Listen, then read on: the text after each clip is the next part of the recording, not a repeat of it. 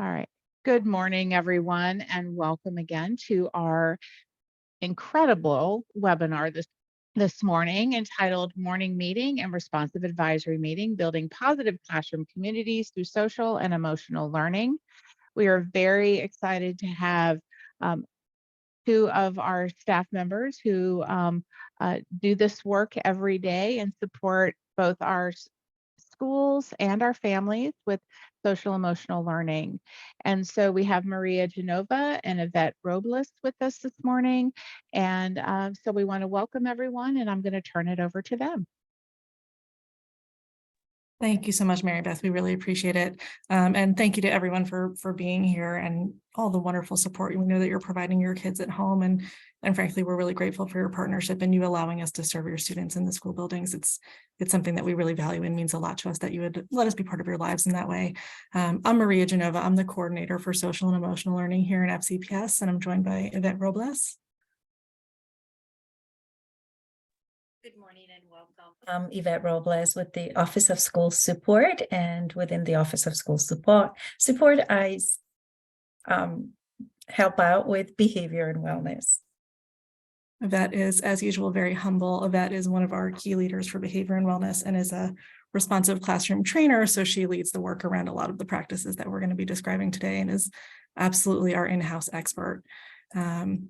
So we wanted to actually start the day the way that we're going to go throughout the day with our session, which is modeling some of the different activities that we do in schools as we work with students and that our teachers lead to support social and emotional learning. And one of those is morning meeting, where we have a morning message.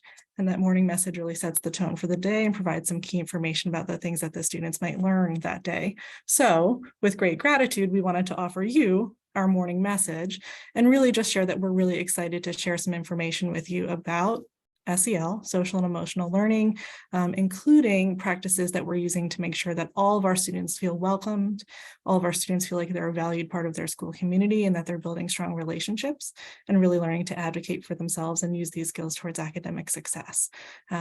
So these include things like morning meeting, which is the elementary level, responsive advisory meeting at middle and high, and then definitely what we call Castle 3 signature practices across all of our school levels.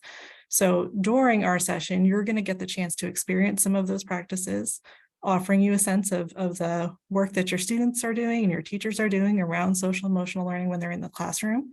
And as we enter into the activity, we wanted to start with a grounding question, again, which is a key part of our morning messages at elementary school, and invite you to start thinking about SEL skills that you might use every day that help you connect with your family, help you connect with your kids, maybe help you connect with your colleagues, but also to help you stay productive at work and at home.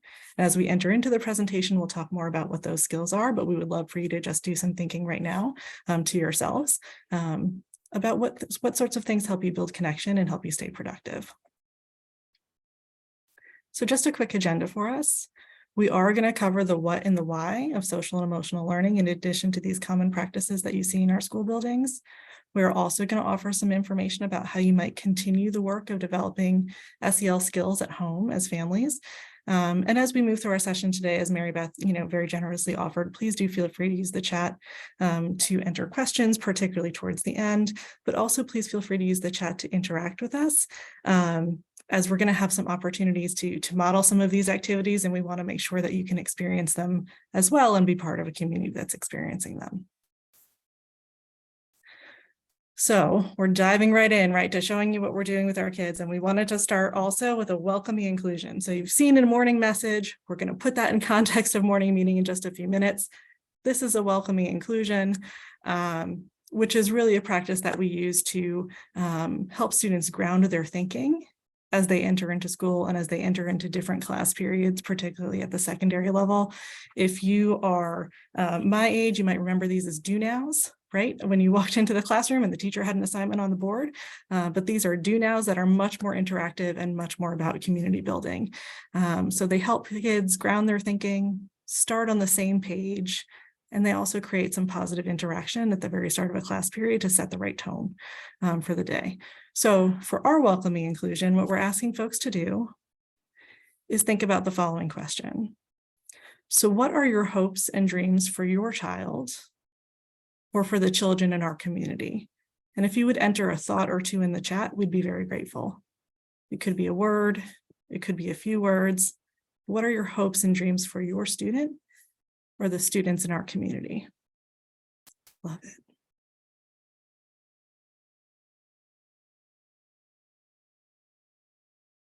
We'll give folks a moment there.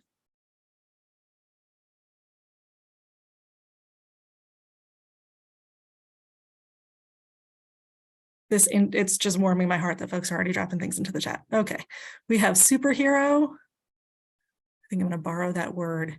Feel safe physically and in their relationships. Yep, we absolutely think about that as physical and emotional safety. Comfortable in their own skin with their superpowers. So thinking about confidence, thinking about knowing that they have strengths to offer, treated with dignity and respect, happy, healthy, and successful, independent, inspiring, that they feel like they belong and are respected, brave and resilient. I see belongingness again. So a lot of this centers around community. So when we look at this and social emotional regulation, yep, which we'll touch on too, self-management, right? How can I corral my strengths to help me meet goals? So much of what you have already entered really centers around academic success, but also personal success and the skills that we need to achieve that success, whatever success might look like for us. I love that someone entered happy. Thank you for that as well. So, we want our students to graduate. We want them to go on to pursue their dreams. We want them to have strong friendships. We want them to know that there's adults around them who support them and love them and care about them, right? And social emotional learning really gives them the tools to experience all of those things, but also the welcoming environments, the welcoming schools, the caring schools that support them as they grow as well. So diving into the what and the why of social and emotional learning, we wanted to start by defining SEL and making sure that we're all speaking the same language and common words and common understanding as we get into things here. So the Virginia Department of Education established its own definition for social and emotional learning in 2020. And their definition very closely aligns to that of CASEL, which is the Collaborative for Academic, Social, and Emotional Learning, which is a leader in the field and does a lot of research and evidence-based work in this area. So they're defining SEL as you see on the screen. So they say that SEL is the process through which all young people and adults, because we never stop growing, acquire and apply the knowledge, skills, and attitudes to develop healthy identities, manage emotions, achieve personal and collective goals, feel and show empathy for others, establish and maintain relationships, and make responsible and caring decisions. So there's a lot to unpack here, but the bottom line is that these are the attitudes and the behaviors and the learning processes, the skills, really, that support students and adults in being successful, including successful academically. So this is about learning to share your opinions and to advocate for your ideas. This is about learning to listen to others and learning to work cooperatively and how to manage stress. So not only can this support students in completing their classwork, but also can help them to be successful throughout their lives. When we think about social and emotional learning, we're really talking about 5 big skills. And you see those on the right-hand side of your screen, as well as in the center of this circle graphic that we have. So the 5 skills include self-awareness and self-management. And those skills describe how a student or an adult understands their own strengths and their own emotions and their own needs, but also how they use their skills to manage those needs so that they can meet goals. It also includes social awareness and relationship skills. And those refer to how a student or an adult understands the feelings and the perspectives of others, as well as how they interact with others to develop supportive relationships and also to be able to advocate for themselves over time. And finally, we have responsible decision-making, which includes critical thinking, self-advocacy, and identifying solutions to problems. So thinking about what this could look like at school, SEL might look like a lesson on how to make a friend for our youngest kids, right? Or for an older student, it might be something more advanced about goal setting. SEL might look like teachers modeling how to interact kindly with one another and how to interact kindly with students, how to ask for help, how to brainstorm multiple different ways to solve a problem. It might be, you know, on the playground, if we have our younger students, maybe a teacher's helping them to handle a disagreement. Or maybe you have a bus driver that welcomes your student by name onto the bus or with a smile onto the bus every day, and they create a welcoming, you know, place for that student to start their day by coming to a bus where the bus driver knows them and wants them to be there. So these are all activities that are part of social and emotional learning.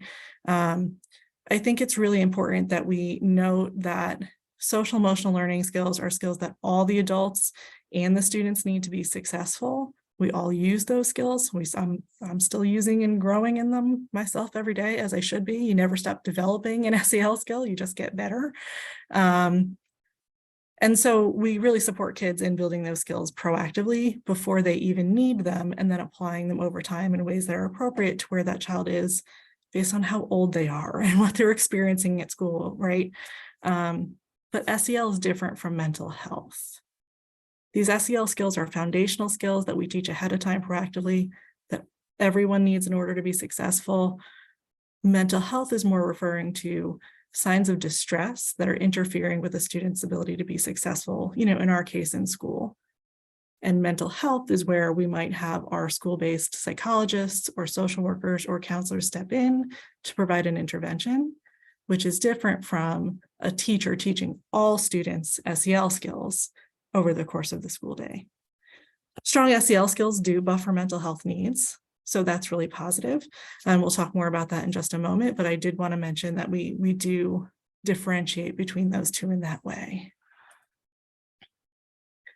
We know that social emotional learning really starts at home, and that you folks as families, as caregivers, as parents, your kids' first teachers. So starting from birth and all the way through, you play the most important role in teaching your kids about emotions, about how to solve problems, about how to set goals, and how to develop relationships with other folks.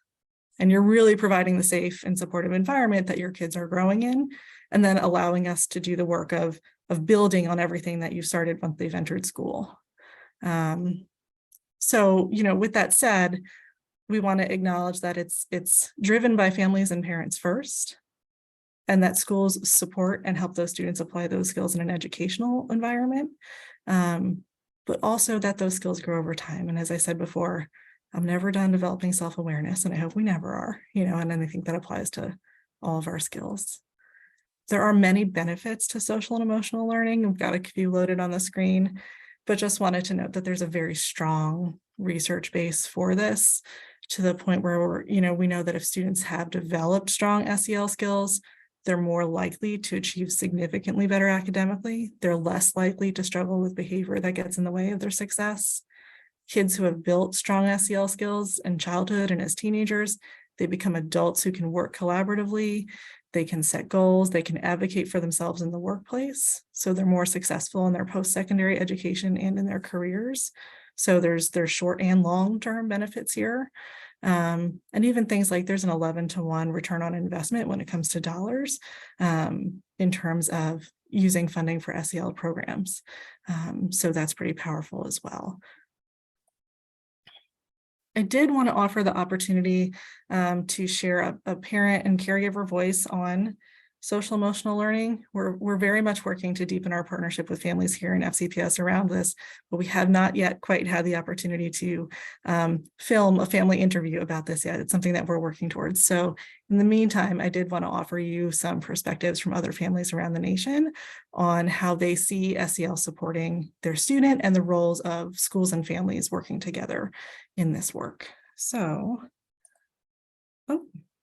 overzealous. And please tell me if you can hear this. Hi, I'm Mari Turzak from Fenville, Michigan. I have a 15-year-old daughter named Hazel. So social emotional learning is something that was part of my early childhood. When I was making choices about how to raise my daughter, I chose to give her as much social emotional support as I could. My daughter was diagnosed at a young age as having a sensory processing disorder, which meant that she needed extra support at transitions and preparing for things and processing things later. Social emotional learning is really a tool that helps young people and people of all ages, no matter what direction they're going.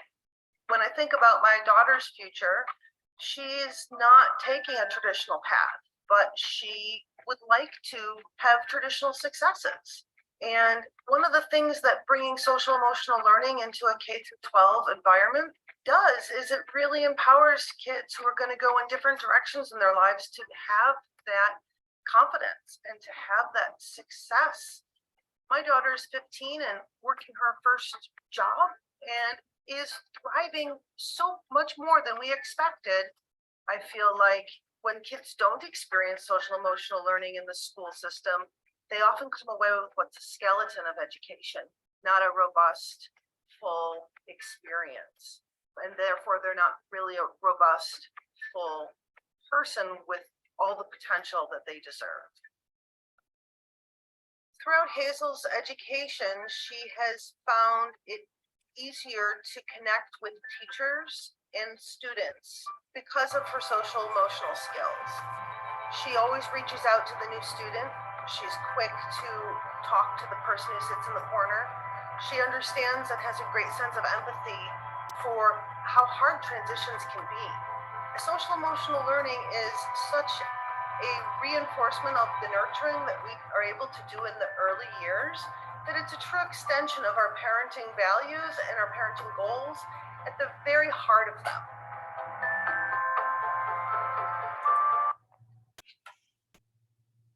So that was, escape out here, folks. That was an example of a parent whose student is a secondary student, his student is in high school, and a student who is accessing special education services. We also wanted to share with you the perspective of a parent of some younger students. So we'll do that. And then I will, in just a slide or two, turn it back over to Yvette.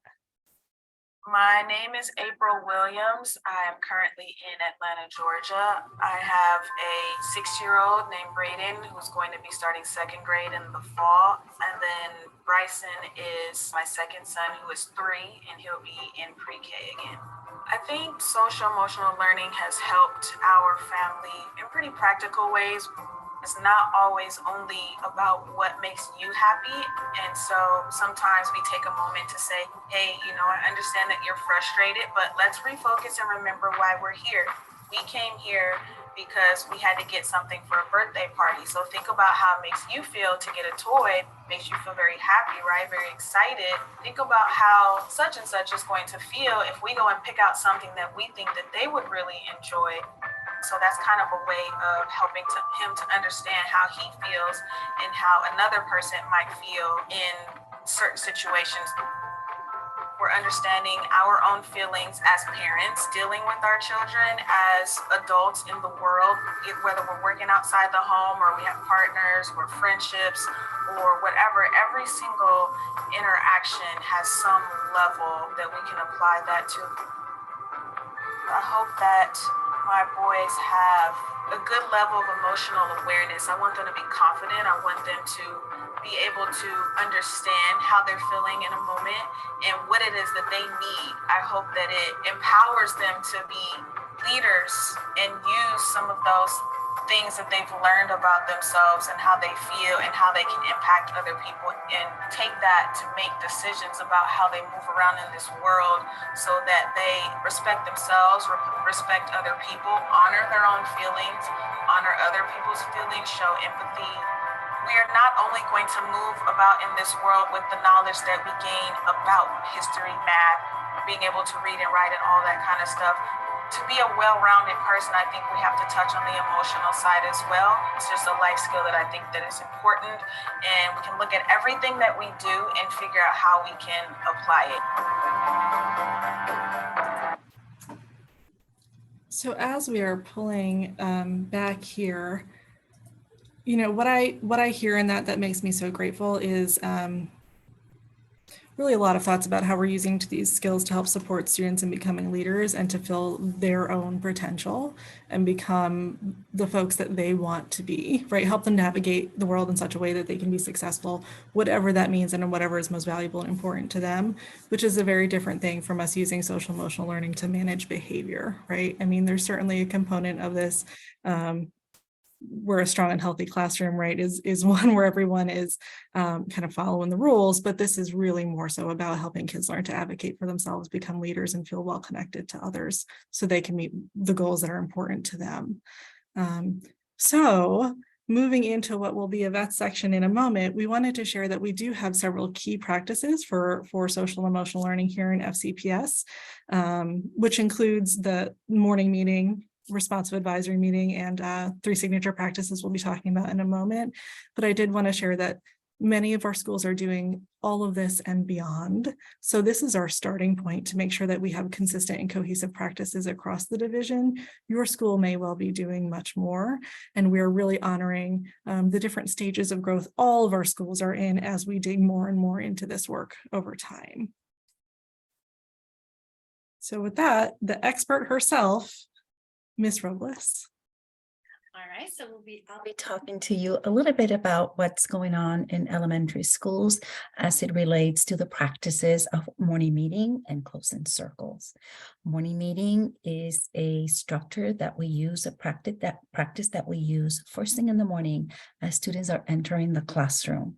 And during morning meeting, the entire classroom community gathers to welcome each other into that space, to share about each other and about the content that's taking place, to engage in an activity where students get to interact with each other and practice important social and academic skills, and then to also interact with the message that the teacher has written for the students as they close up their morning meeting. The goals of morning meeting, again, is to bring that community together, to start building at the beginning of the year, that positive community, and then maintain throughout the school year. It's to set the tone for learning in an environment where students are going to learn to trust their teacher and each other, and the teacher is going to establish that trust between her and among students. One of the most important aspects of morning meeting is making sure that within that meeting, students' needs for belonging, significance, and fun or engagement are met. As human beings, all our behavior is motivated towards meeting these 3 intrinsic needs.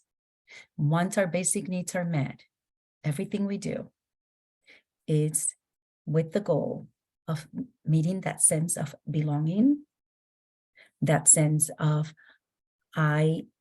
I'm here and others want me to be here and they're making me feel like I belong here. That sense of significance or feeling valued, being valued for what I bring to the community, to the learning community, or what I say. And then, of course, that sense of enjoying the learning that's going on, being a part of that community, engaging with the learning and other activities that are happening within that learning community. It's also, morning meeting is also a great time and place for adults in the classroom to model for students important social and emotional skills, and for students to have opportunities to practice those social and emotional skills, as well as interact with the content through that social piece. And so it brings kind of all these skills together that students are going to be using throughout the day. Some important skills that we focus on, social and emotional skills, are that sense of cooperation, students being able to work with each other, to collaborate with each other, assertiveness, being able, feeling confident and comfortable, speaking what you have to say, having a voice there. And so being assertive in ways that are kind and polite towards others in the learning community.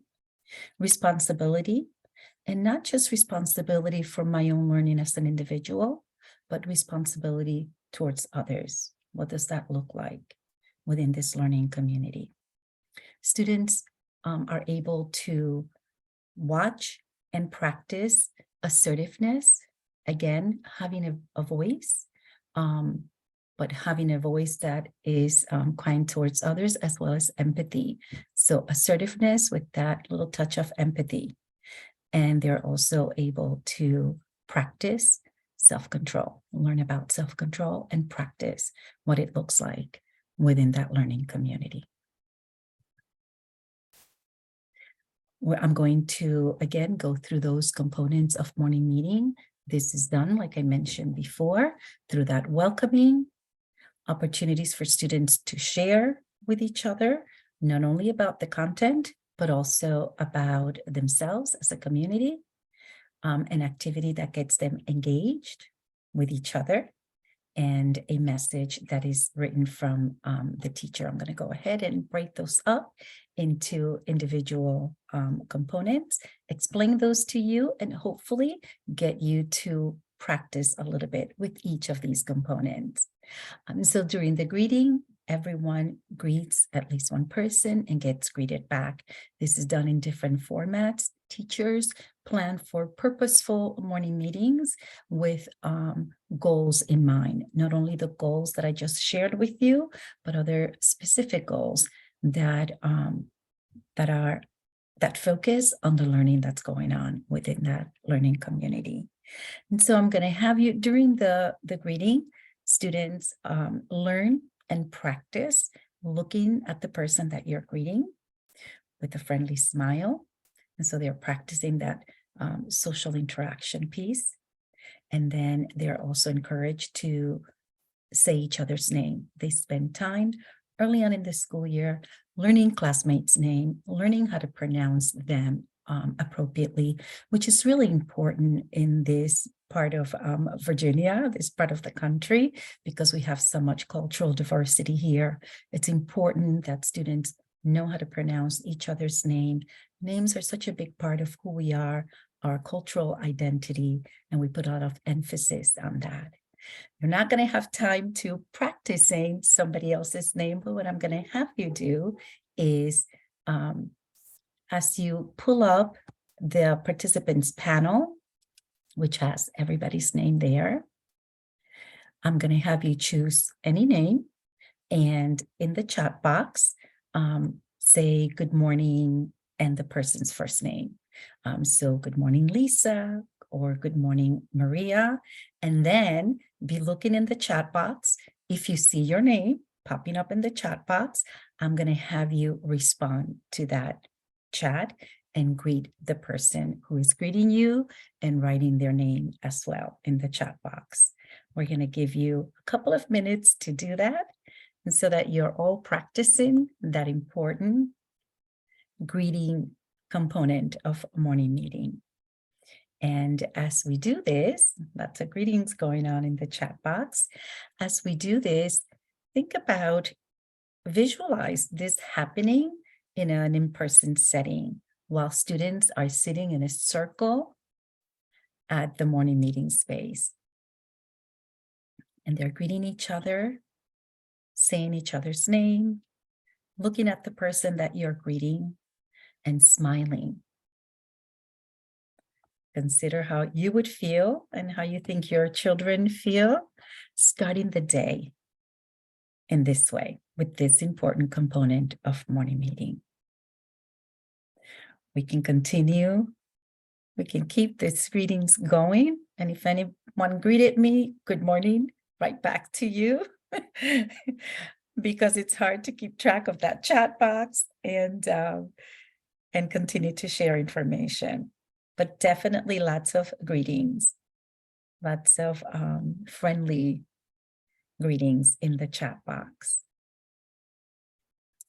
So right after the greeting, once the greeting, students finish greeting each other within that community, then they all participate in a sharing component.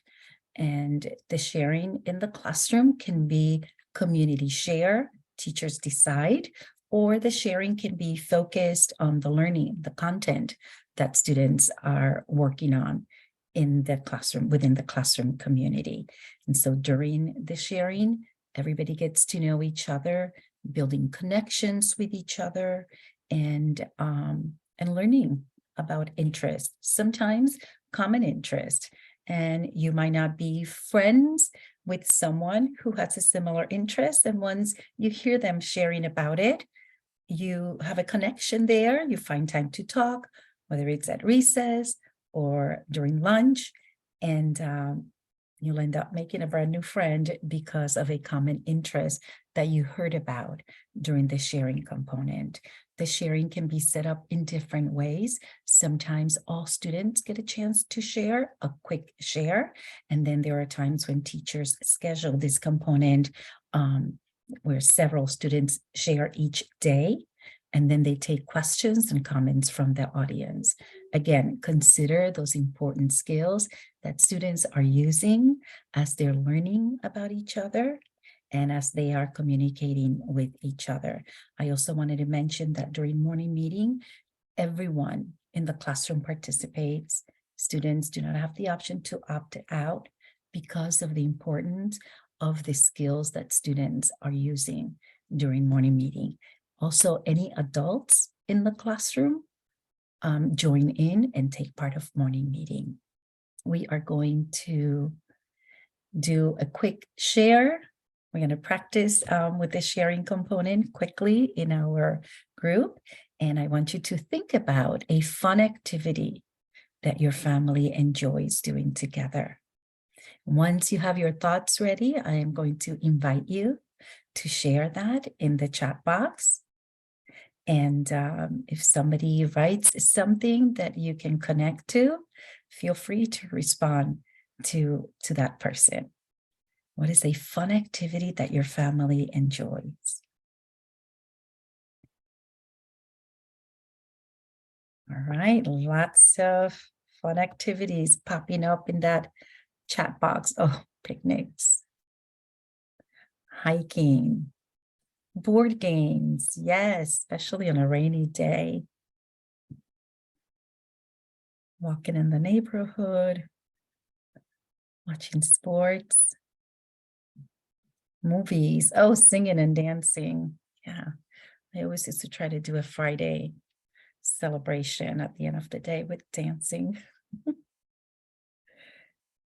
Yeah, lots of great activities. Cooking, oh my goodness, think about everything that students can learn, so many skills that students are learning and practicing in a cooking activity. Thanks for sharing, and feel free to continue to add your ideas. And again, if you find a connection there, feel free to respond.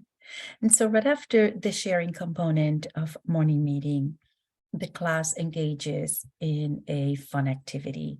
And again, the activity can be just a fun activity in which students don't realize that they are practicing important social and emotional skills, or it could be an activity that is focused on the content that they're learning, which again, within that activity, they're also, whether it's content related or community related or fun related, they're still important skills.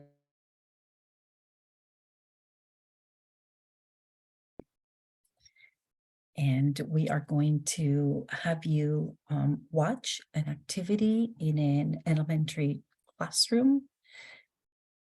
And so as you watch, be thinking about some of those skills that students might be using as they interact with each other.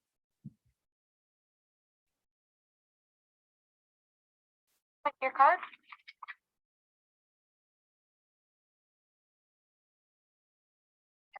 So when the music starts, then you can start. So listen for the music.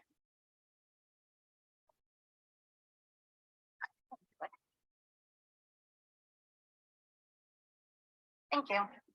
Thank you. Thank you. Thank you. Thank you. Thank you. Freeze. Group of 2.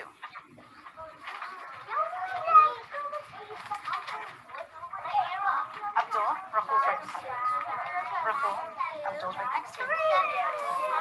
Figure out your amount. Okay, a nickel.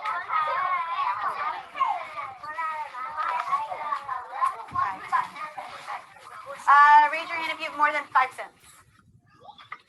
More than 6 cents? More than 10 cents? Sandra or Michael, how much do you have? 11. Oh, great. Stan. Thank you. Thank you. I know, that's okay. Thank you. Thank you. Breathe. Group of 4.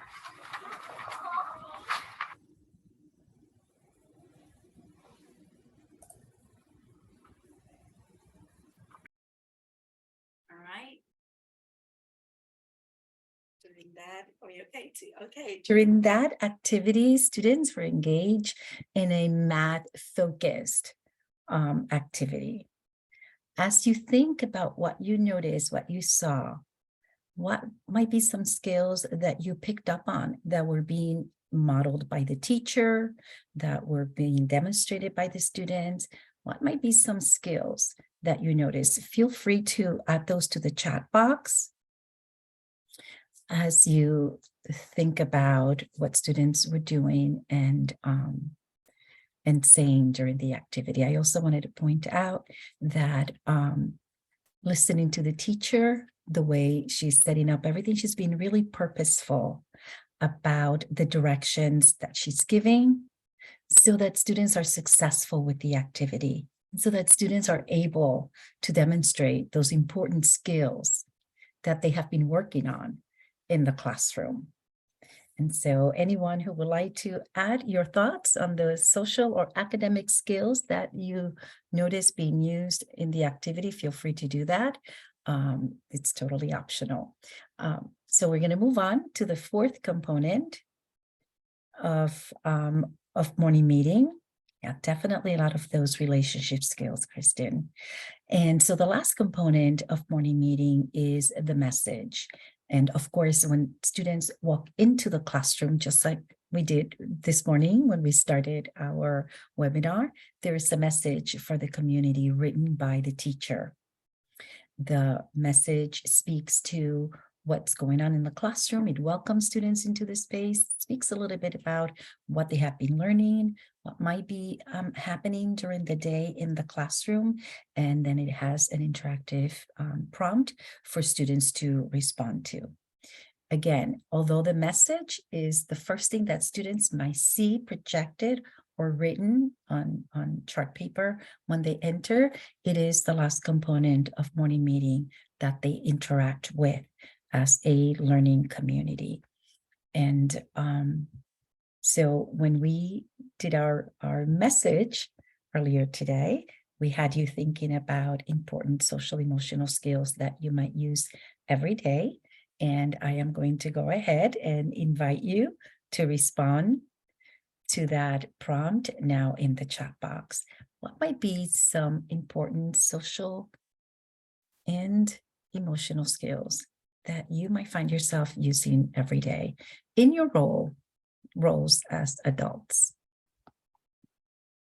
And again, I'll give you a few seconds to think about that and then add your responses to the chat box. And we're all going to be looking and reading some of those responses.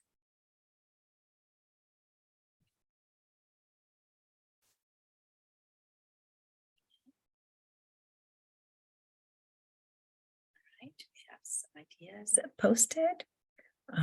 Feel free to continue posting those ideas.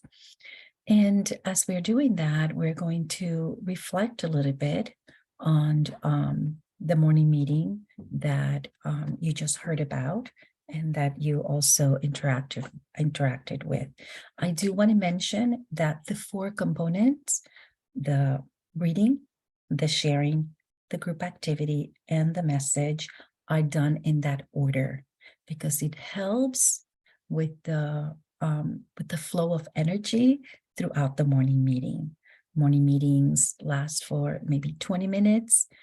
a little bit more in some classrooms, a little bit less in other classrooms, but a lot is going on during those 20 minutes that's helping set students up for success throughout the day. All right, so as we think about what we did at each component, we had the greeting in the chat box for the greeting component. For the sharing, we shared a fun family activity. We watched an example of the group activity component in a video clip. And then for the message, we were thinking about social emotional skills that you use every day. As we think about that morning meeting, I want you to consider the goals that I mentioned earlier on in the presentation. And think about how those goals of morning meeting were supported in that brief, quick morning meeting that we just did in our adult community. Take a few seconds to gather your thoughts, and we're going to, again, invite you to share thoughts in the chat box. How were the goals that you're seeing displayed on the screen supported through the 4 components that we experienced? Pass the thoughts. As you are ready, please add your comments to the chat box. And again, we're going to be looking for some connections.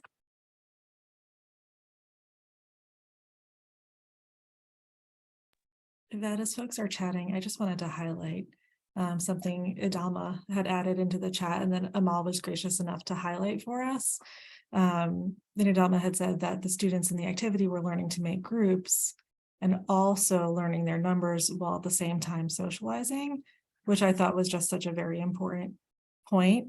That when we're working on SEL, we're working on academics simultaneously, and one supports the other, with the idea that SEL skills are meant to be applied.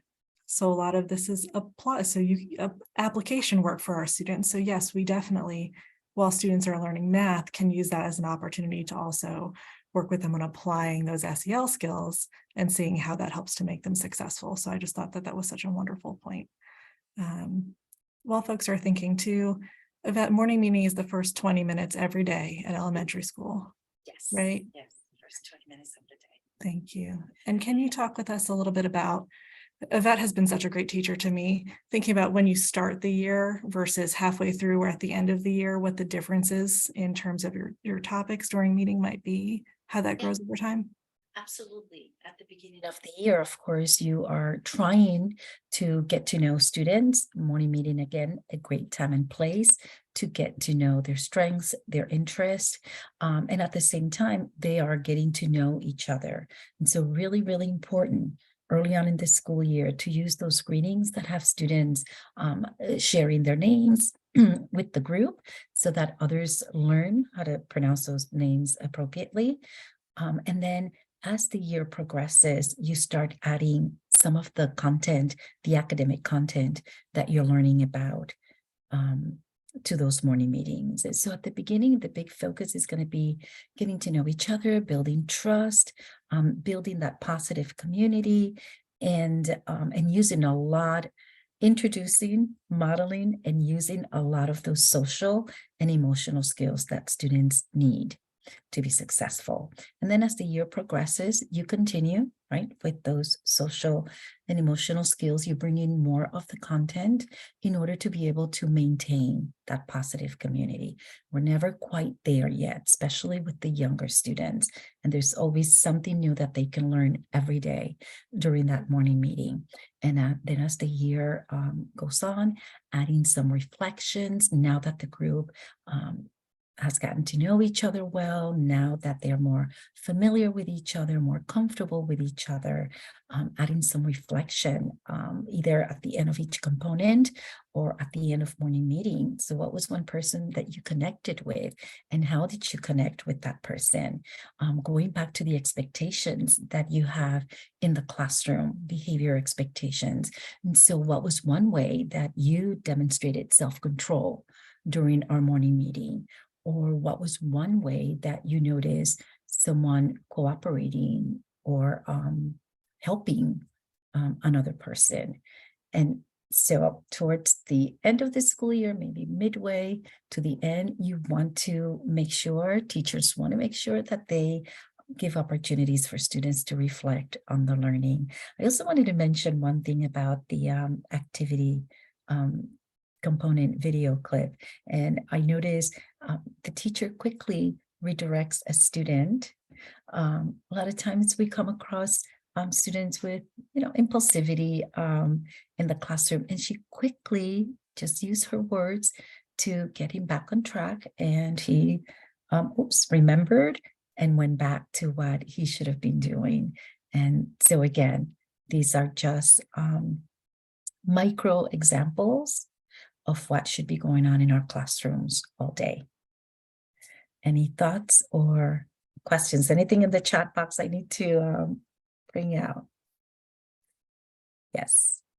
Yes, good information being shared there about the skills that students were using. Hopefully everybody takes a minute to read. All right, so another responsive classroom practice that also connects to the CASEL 3 signature practices is closing circle. And in Fairfax County Public Schools, all at the elementary level, all classrooms should be ending the day with a closing circle. I see a closing circle as a bookend to morning meeting. We start the day with that morning meeting. We close that day of learning with a closing circle. And during the closing circle, again, the community comes together.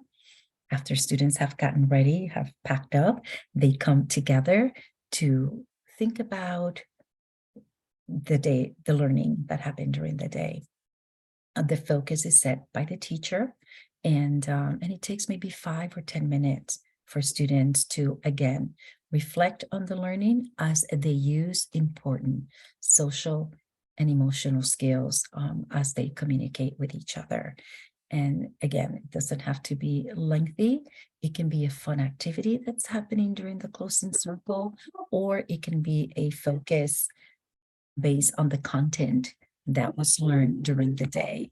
I'm going to.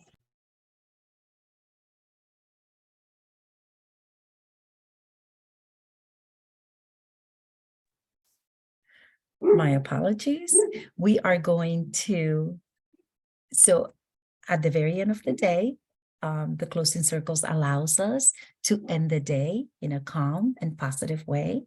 Again, students are practicing that important habit of reflection, which we find doesn't happen often in a learning setting. We don't often give students the opportunity to think about something that went well that day, something that that connected to those classroom expectations and the content that they were learning. It also helps students have that self-awareness, awareness of others, and awareness of the things that they're learning in school, what's going on school-wide. And of course, it helps to build and reinforce those skills that they have been working on. We are going to give you another opportunity to watch an example of a closing circle in action. And again, as you watch this closing circle, think about those goals of closing circles and how they are embedded into this sample. All right, let's all try it.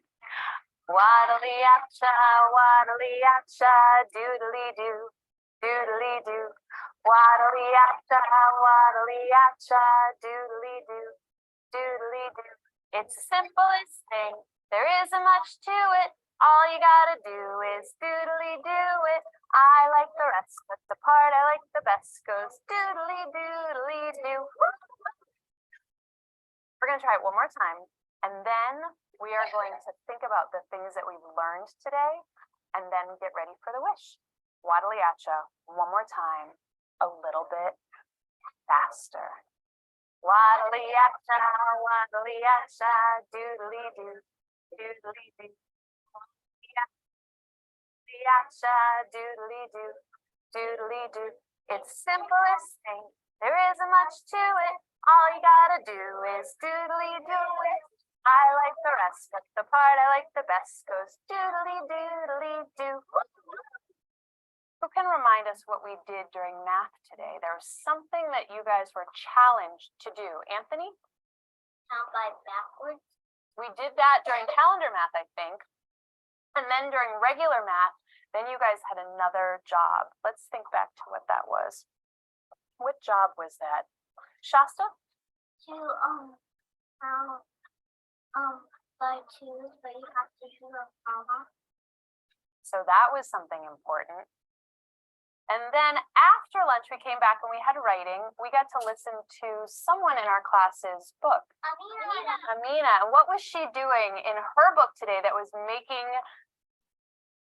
that I was excited about, that I thought would inspire your writing? Kyra, what was Amina doing? You doing spaces and you doing excitement and you doing different words and you were saying speed and she was happy. You didn't just use the word good. You used like, Yummy. oh, so many words. And I heard some of you talking about that during writing. So you were learning from Amina. Check your body. Let's carefully hold hands and put our eyes on Natalia, please. Because Natalia, you're filling in, is that right? You can scooch over a little bit, honey, so we can fit. You okay, Dorsa? Do you fit? Okay. Natalia, ready? Okay. The time has come. The time has come to say goodbye. to say goodbye. Learned a lot today. We learned a lot today. Some of us will go, and some of us will stay. You'll be And we'll all be together tomorrow to work, fun. to have fun, First grade community. to be in our first grade community.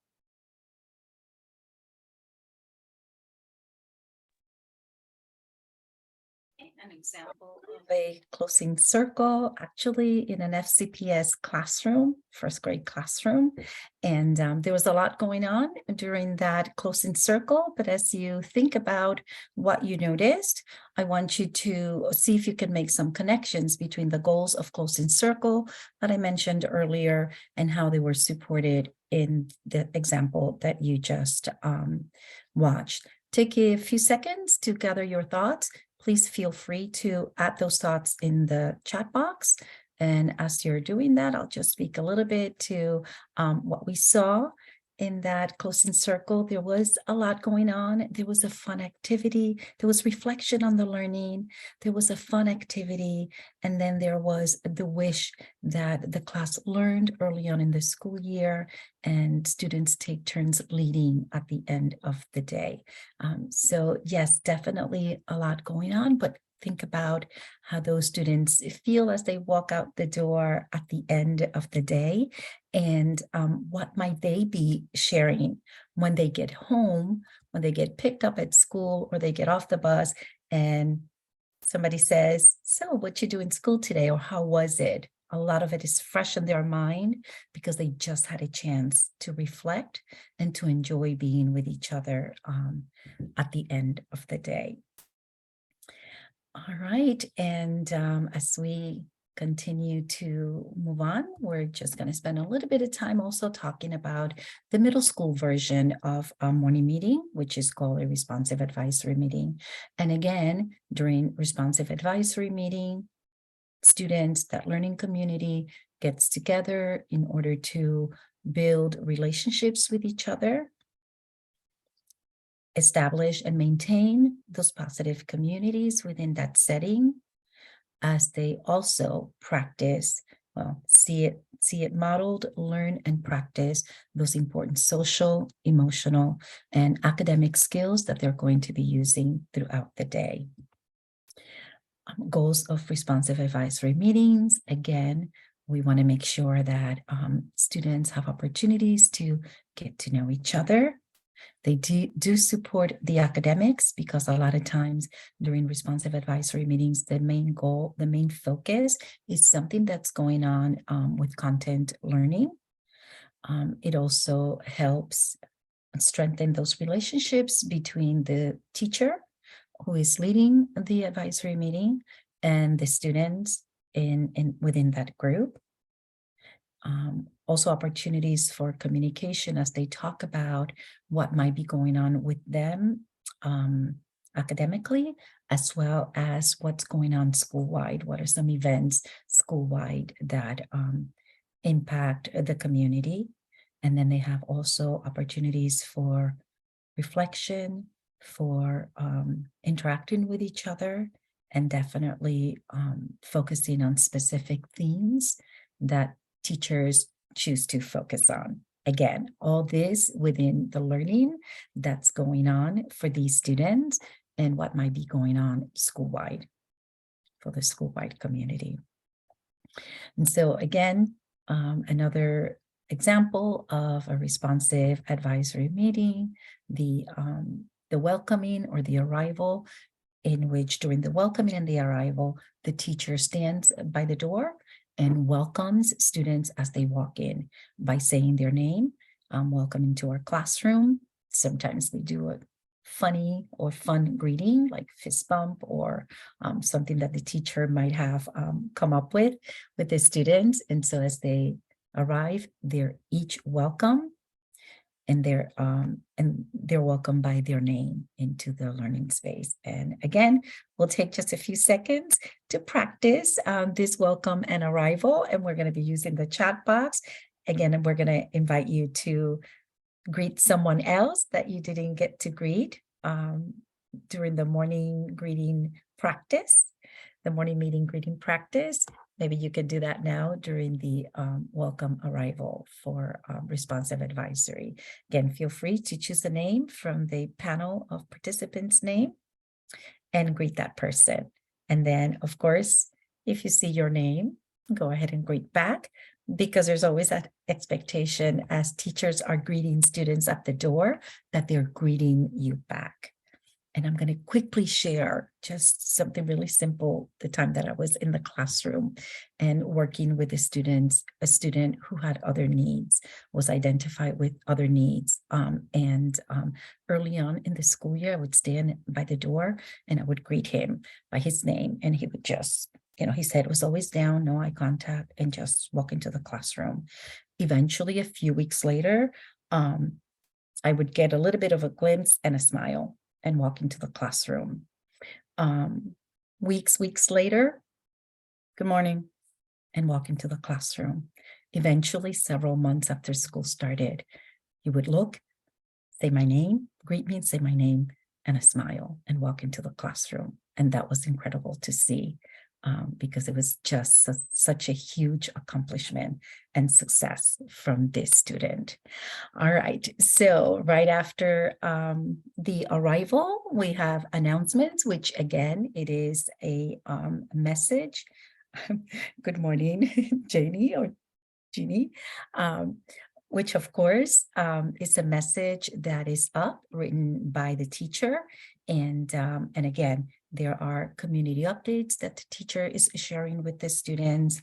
They're introducing the topic, whatever is going to be explored during that responsive advisory meeting, and then welcome student thinking around a topic. And so there's an example of an announcement on the screen.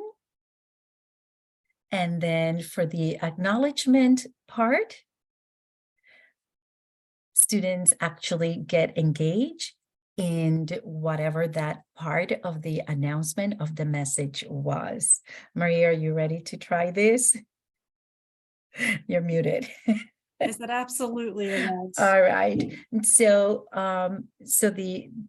the acknowledgement here is going to consist of students partnering up and then asking those questions that were on the announcement, and they're going to be sharing with each other and then talking a little bit about acknowledging each other by talking to the group about those questions.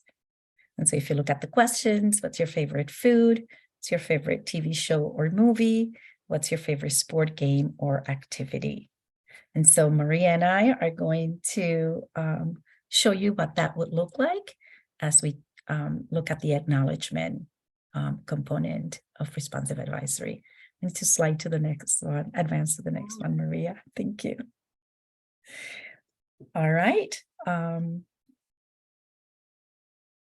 Maria, You, Yvette?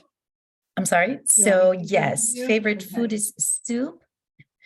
A favorite movie, one that always stands out for me for different reasons, was The King and I, also a play. Me too. Go ahead. And favorite sport or activity, hiking, that I enjoy doing. And so if I'm a student sitting here, and even if I'm not, if I'm just being silly and Maria, I'm making connections with Yvette already. I don't love soup. I wish I did love soup. It would be better for me. What I love is burritos, but we'll take soup. But The King and I this is not a lie, folks. I was in a production of The King and I when I was 10. I played Prince Louis. I did the song, the whole thing. So I had that connection with Yvette. And then I also like hiking. I think I'm more like walking through the woods. So to call it hiking is really generous because it's just a trail between the townhouses, but I love all of those things. So I would then, the question is, what do people notice that we have in common? So those are some things that I have in common with Yvette that I didn't know about until right now. And then Yvette, am I sharing with the whole class about you? And then we're with our small groups, we go back. And would start with me saying, hi, Maria, or good afternoon, Maria, or hello, Maria. And then she would do the same thing. So that greeting. And then we go back to our small group and I talk a little bit about Maria and she'll talk a little bit about me. And so you can see how that acknowledgement piece is happening. I'm acknowledging my friend Maria or my classmate. Maybe I've spoken to her before, maybe not, but now not only I am highlighting important things about her, but we're also making connections about those important things. Again, a big part of that responsive advisory, especially for the older students. And the sharing, this time we made it personal, but it could be connected to a content topic, something that we have been learning about in academics. Third component. So then the very last component of that responsive advisory meeting is that activity component. And again, this is where the whole group is engaged in an opportunity to talk with each other, to share with each other. There's a lot that's involved in the activity component as students do share with each others, but they also, those connections are again, and they're learning from each other. Those connections are also embedded into the activity component. You're going to have a chance to watch the activity component of a responsive advisory meeting in action. I'm going to mute myself. Card where you wrote down the things that motivate you. You're going to hold on to these cards. We're going to use them later in our activity. So just keep them somewhere safe at your table. But in a moment, we're going to get up. We're going to do a four corners activity in a moment. Remember how to do a four corners activity. And in case you don't, I want to just give a quick reminder. I'm going to give a sentence or a question that has multiple choice answers. And you can see that our corners are labeled A, B, C, and D. You're going to go to the corner that best fits the answer to the question that I ask you. All right, so first question, I am least motivated by, or I'm least inspired by, corner A, pressure from my family. Corner B, pressure from my teachers or coaches if you're on the team. Corner C, pressure I put on myself. And corner D, pressure put on by my friends. And I'm going to have one person from each corner share. So I'll give you about 30 seconds. Talk about why you picked that corner, and I'll have each corner share. You made a mistake? Went to the wrong corner? Yeah. All right, so which corner do you think? So I'll remind you of the corners again. That's family, that's teachers, that's myself, and that is a friend.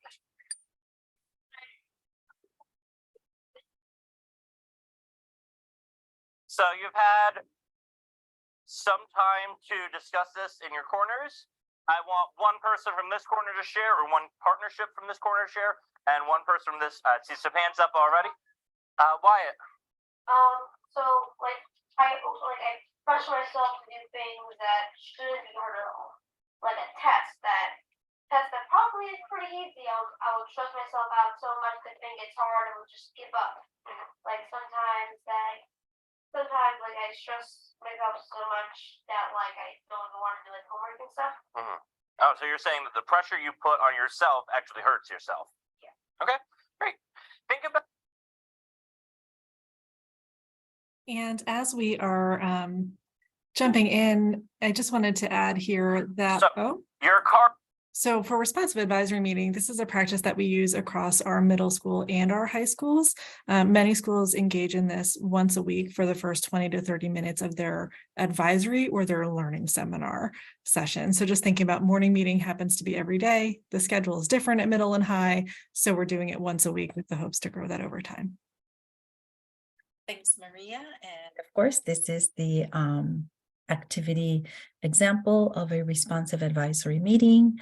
And we're going to have you again reflect on what we did, what was done at each component of the responsive advisory meeting that we experienced, and then with those goals in mind.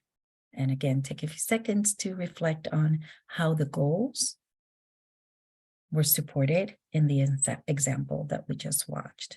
I'll give you a few seconds. And again, welcome your thoughts in the chat box. How were these goals supported in the responsive advisory meeting that we just experienced? And of course, on the video clip that we saw taking place in the classroom. Again, a great time and place at the secondary level for students to get to know each other better, practice with the academics, social, emotional skill, and get to know the teacher, for the teacher to get to know them better, and to have opportunities to reflect and sometimes dig deep into certain topics.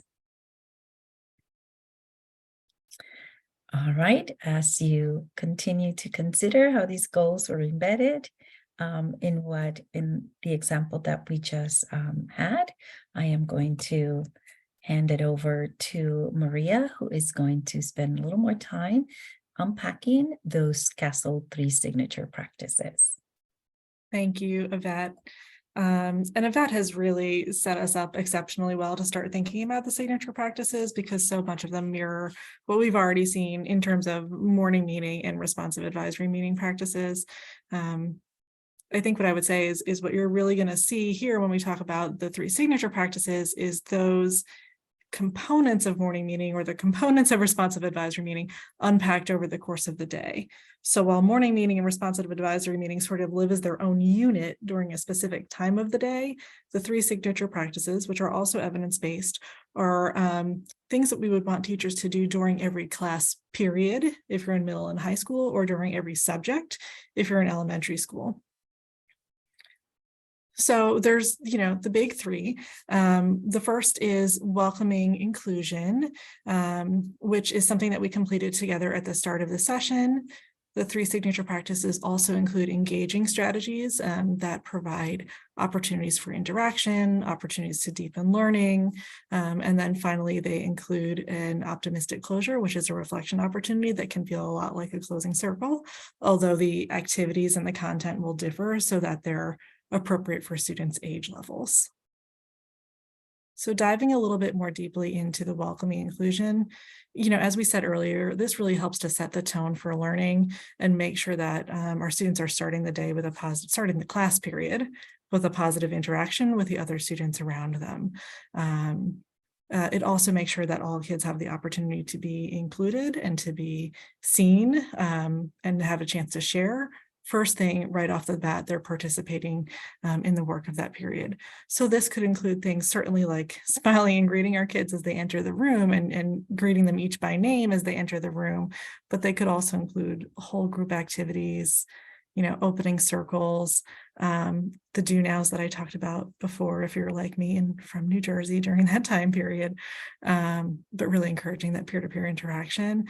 And you can see when you look at the example questions that I have on the screen that there's a great opportunity to connect this back to the academic work as well.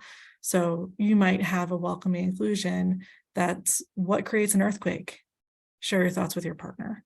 So it gets at some of the social emotional learning skills, but in the context of academics, and also helping skills access any prior knowledge they already have about the topic that you'll be discussing that day. Engaging strategies, engaging pedagogy feels a lot like some of the activities that Yvette had shared earlier with morning meeting and responsive advisory meeting. But again, this could happen in the middle of a class period. It's really meant to help deepen thinking.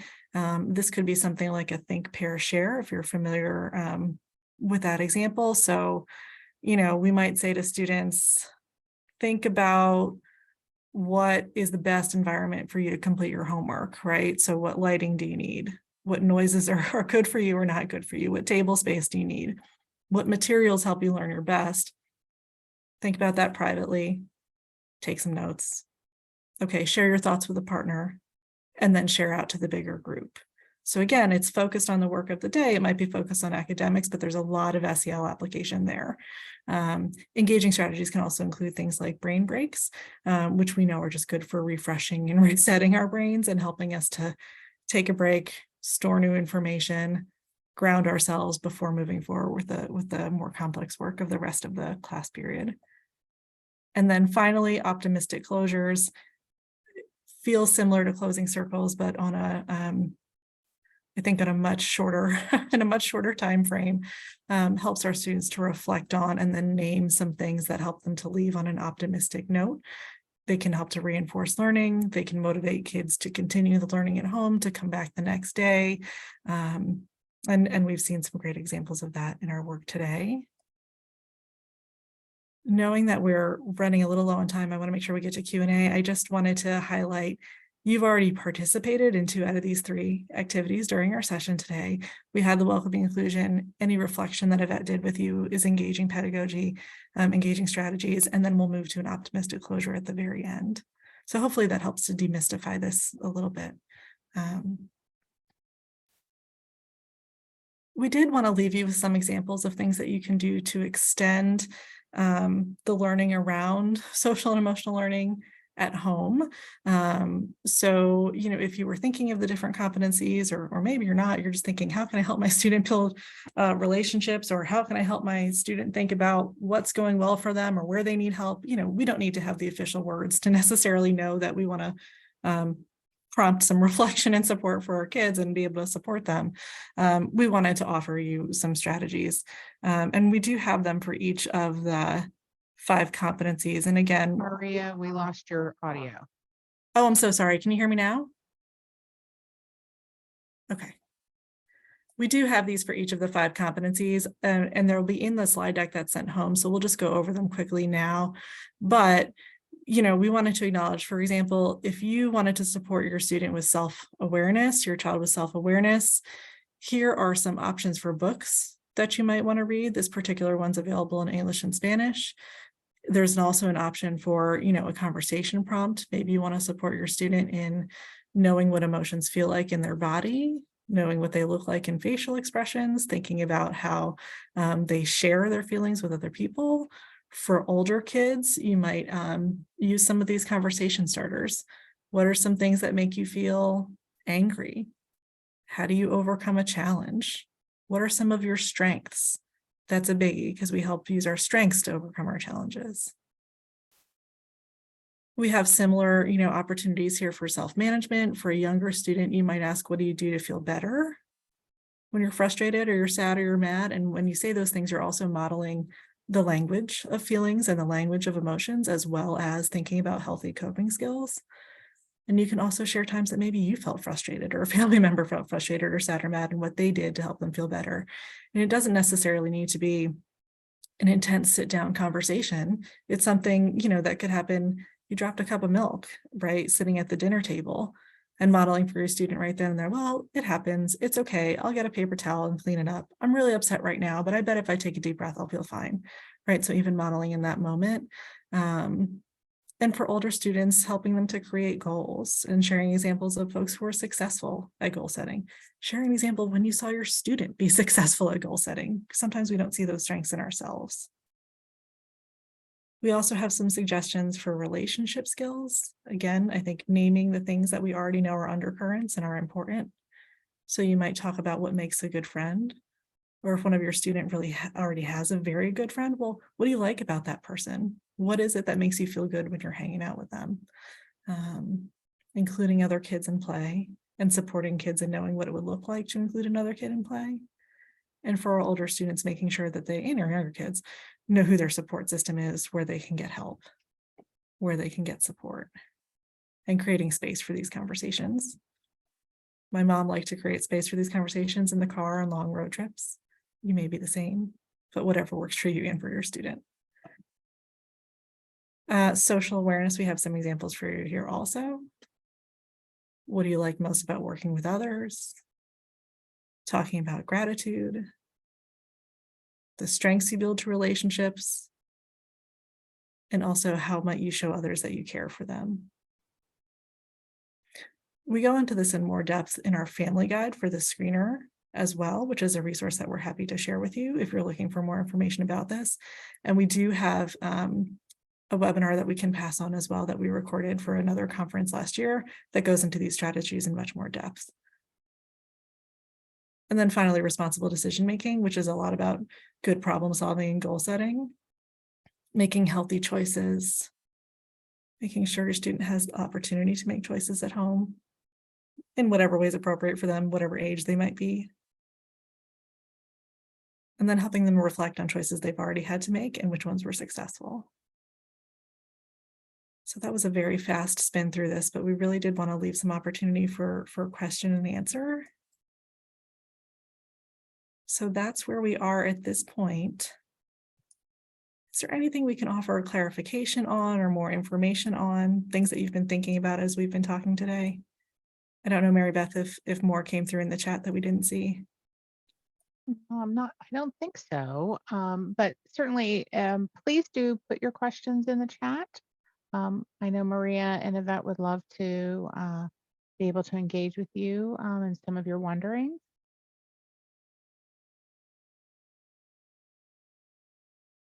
So certainly feel free to do that. And we'll go ahead and put some website links in the chat for you that Maria happened to mention.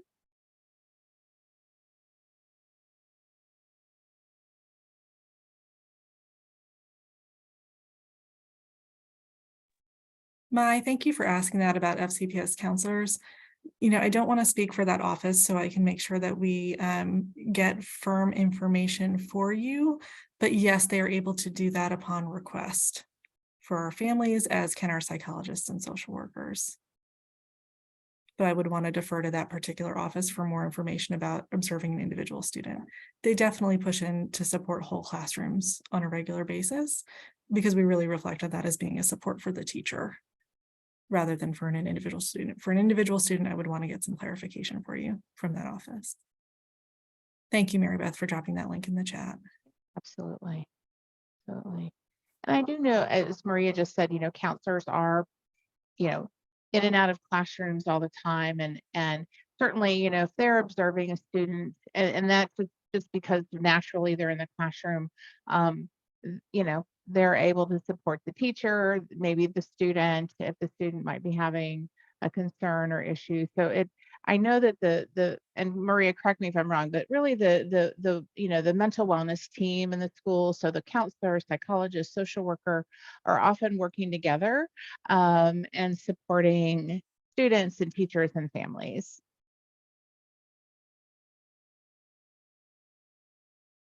Thank you, Mary Beth. Yes, I agree with that. That team works very closely together, and really they stand ready to answer your calls as well if you have a concern for your student. I know we have another question in the chat about if a student has ADHD and is struggling with self-esteem, how can they get support, and where can a parent find assistance. And I think that that flows really well into, the same conversation that we just raised. Every school building in FCPS has a school psychologist, has a school social worker, and has a school counselor. And I would say that they are your best first point of contact in addition to your child's teacher. Those folks have special training in mental health and wellness, including things like ADHD, including self-esteem, and can have a conversation with you about, to learn from you what you feel like your students' strengths are, get more information about where you feel like the needs are, and then work with you to develop some real specific recommendations of what might help your student. So I think it would be important to have an individual conversation with one of those staff members, so they can make sure they're sharing things that are specific to your student and offer support. And they can loop in the teacher also if needed. So I think there's a follow-up, Maria. This family member was asking about FCPS counselors or social workers. Are they an LCSW? And I mean, I can certainly answer that, which is usually FCPS counselors, an LCSW is a licensed clinical social worker. So that would be a credential that a social worker might have, but not all of our social workers in FCPS might be an LCSW. They may be an MSW, but I know it does certainly working in schools and working with students that does take advanced degrees. So for social workers, so just wanted to bring that up. And counselors often, again, have advanced degrees as well with regard to being, qualified school counselors. Yes, thank you, Mary Beth. Absolutely. Your counselors, psychologists, and social workers are all required to have master's level or above in order to get their license from the Virginia Department of Education as mental health professionals in schools.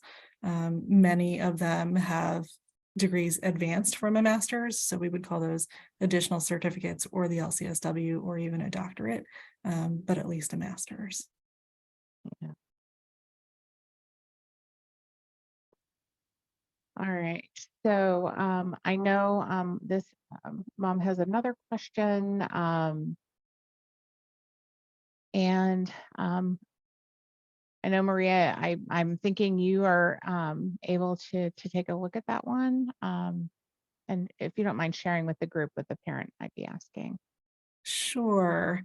And I'm going to go based on my best understanding and also invite our native speakers in the room Yes. to help me as well. But this parent is very graciously saying, thank you very much. I've spoken to the school-based mental health professionals, but sometimes my child masks.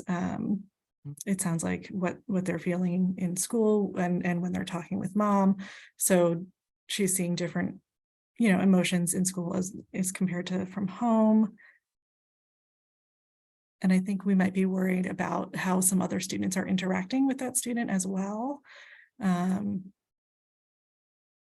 I think at this point, I just want to make sure that everyone gets support for their individual student, and knowing situations are so unique.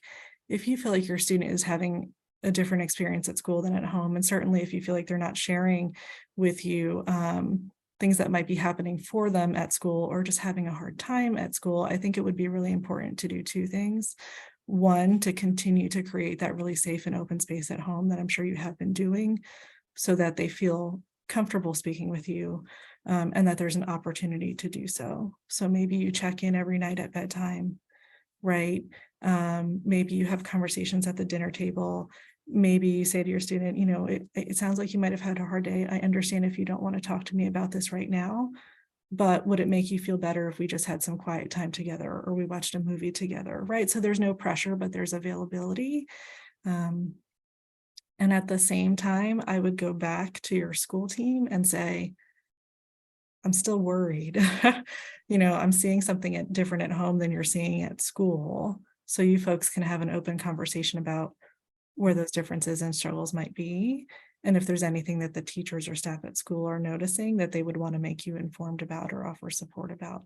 That's a whole long, complex answer to say. I would just really keep an open dialogue going there, and an open, safe space for your student. Yeah. You know, and I do know that sometimes students are working so hard during the day and trying to, you know, especially our students that might have a disability, and then they get home and you know, they fall apart a little bit. And so sometimes the school may not be seeing some of that frustration or that anxiety or concern.